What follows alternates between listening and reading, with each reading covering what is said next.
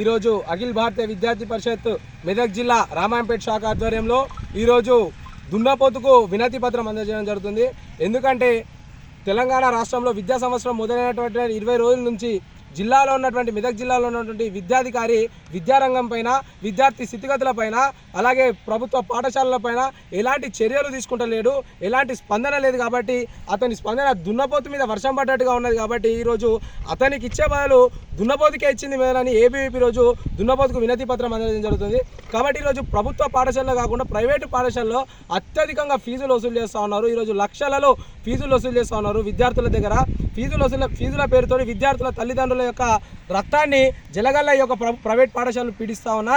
ఈరోజు డిఈఓ ఒక్క స్కూలుకు కూడా నోటీసులు జారీ చేసింది లేదు.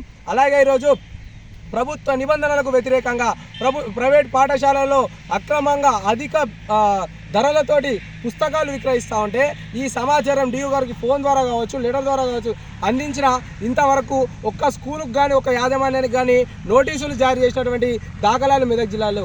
కాబట్టి డిఈఓ గారు మీ యొక్క ప్రవర్తన ఏదైతుందో ఈ ప్రవర్తనను మార్చుకొని మీరు ఒక డిఈఓ అనే విషయాన్ని గుర్తుపెట్టుకొని మీ యొక్క పనితీరును సక్రమంగా కొనసాగించాలి.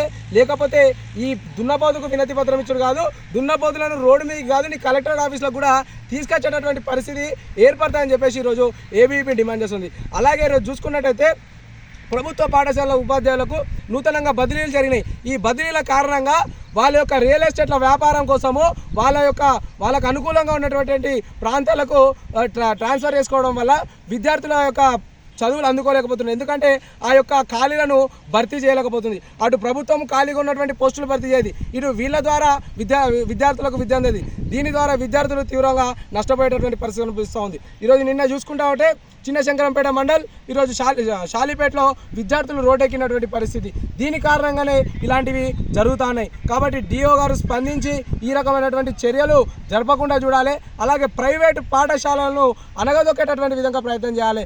అంతేగాని ప్రైవేట్ పాఠశాలలకు తొత్తులుగా పనిచేసేటటువంటి వ్యవహారాన్ని డిఓ గారు మార్చుకోవాలని చెప్పేసి ఈ సందర్భంగా మేము డిమాండ్ చేస్తున్నాం. ఇంతేకాకుండా ఈరోజు డిఓ గారు ఇంతటి కూడా స్పందించి యాక్షన్లు తీసుకోకపోతే ఉద్యమము ఉధృతమై ఎవరి కంట్రోల్లో ఉండదని చెప్పేసి సందర్భంగా తెలియజేస్తూ డిమాండ్ చేస్తా ఉన్నాం. జై హింద్, జై భారత్.